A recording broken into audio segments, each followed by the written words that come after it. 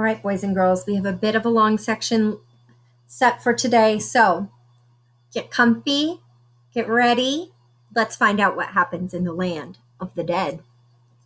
Like a shadow or a dream, Odysseus wept. He had not seen his mother for more than 10 years, not since he had left Ithaca. He knew now that one of his worst fears had been realized. While he had been away, his beloved mother had died. He called her name, but the spirit of his mother did not speak to him. She did not seem even to recognize him. She seemed only to yearn for a taste of the sheep's blood in the trench. In spite of his great sorrow, Odysseus held up his sword and would not let his mother's ghost come closer. He kept guarding the trench, waiting for the spirit of Tiresias to appear. At last a frail figure drifted out of the mist.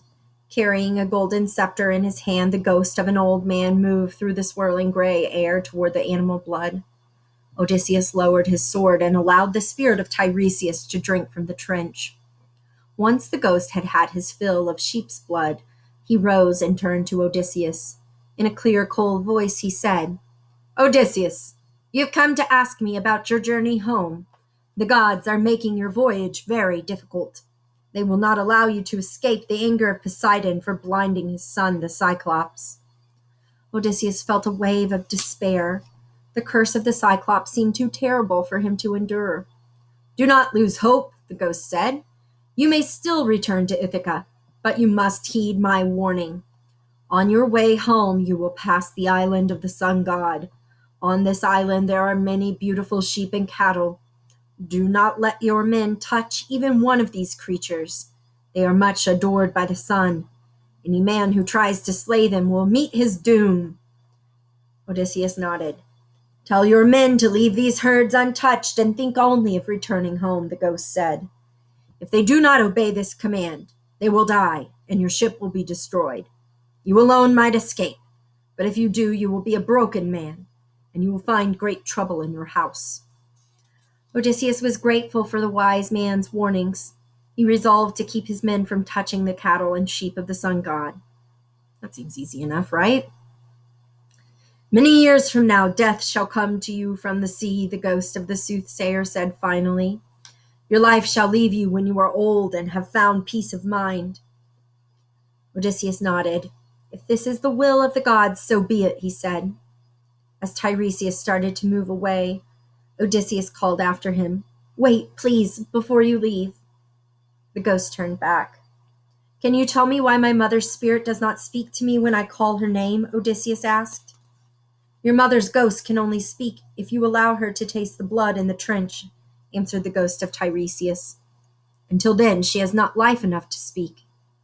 The spirit of the wise prophet turned away, and Odysseus watched him fade back into the mist.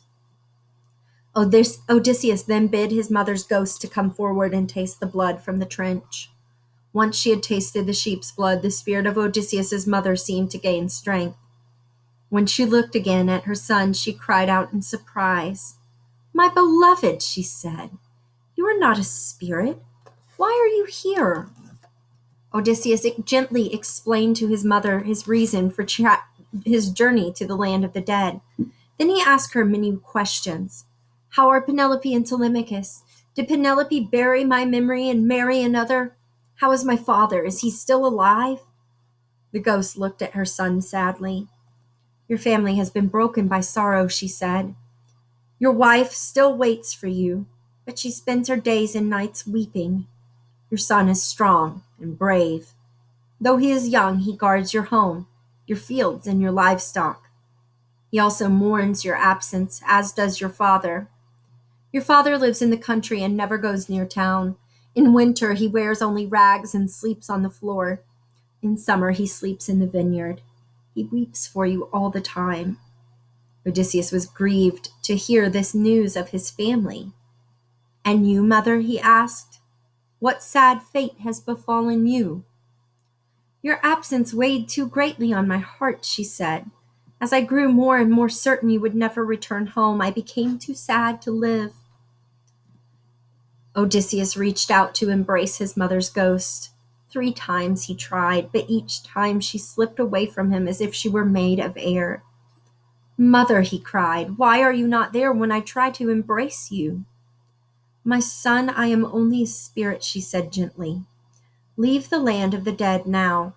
Find the light of day while you still live. To Odysseus's great sadness, the spirit of his mother then faded from his sight like a shadow or a dream. Chapter 9. The Warrior Ghost. When the ghost of Odysseus's mother had gone, more spirits came forward to drink from the trench. Odysseus drew his sword and ordered them to approach one at a time.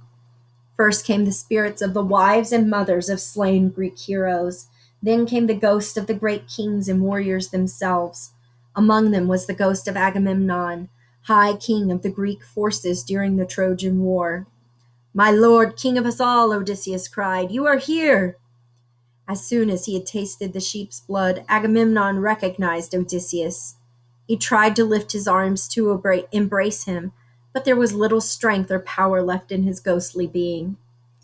Odysseus wept tears of pity. Until now he had not known that Agamemnon had died.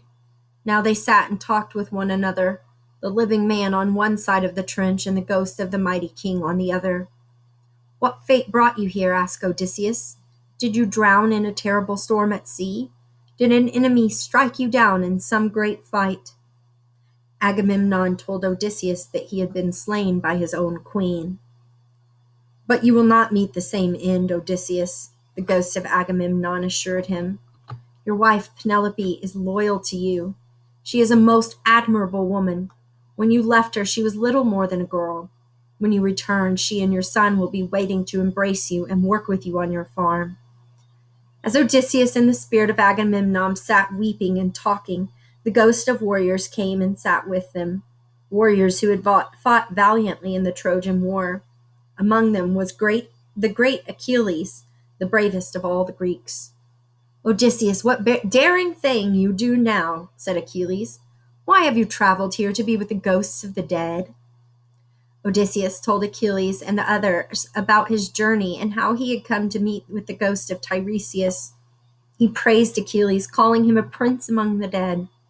Ah, perhaps, said Achilles, but I would rather be a poor man's servant in the world of the living than a king of kings in the land of the dead.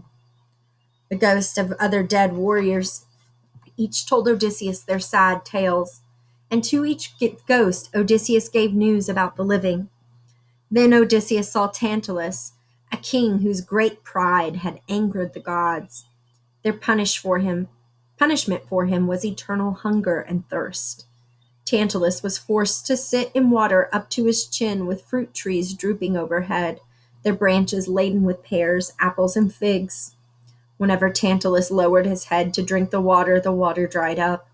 When he reached up to clutch the fruit, the wind blew the branches into the air.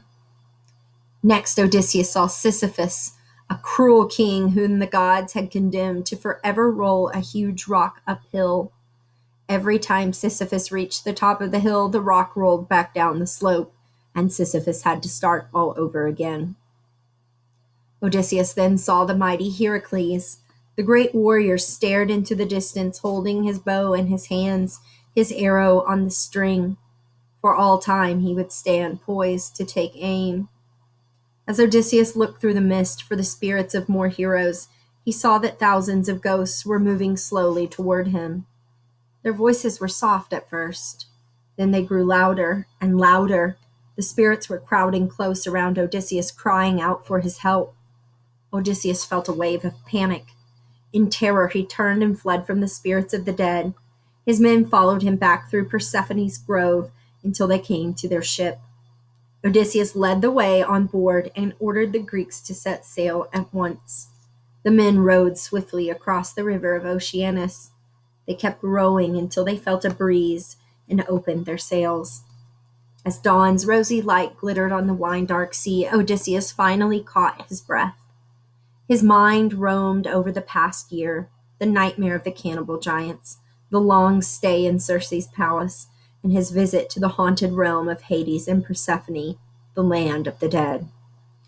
Odysseus grieved for his dead mother and felt more anxious than ever to see his father before the old man also died. More than anything, he longed to be reunited with his loving wife and son before harm came to them. Odysseus's heart ached almost more than he could bear.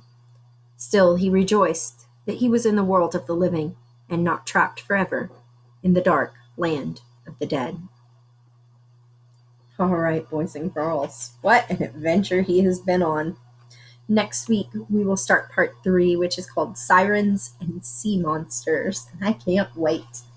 Here's what I need from you today. I've got a million questions about this book. Questions about what's going to happen. Will Odysseus be able to make it home? Will his wife really be waiting on him still after all these years? So many questions. What questions do you have? On the next slide, I want you to tell me 3 questions you have related to our text. See you next week.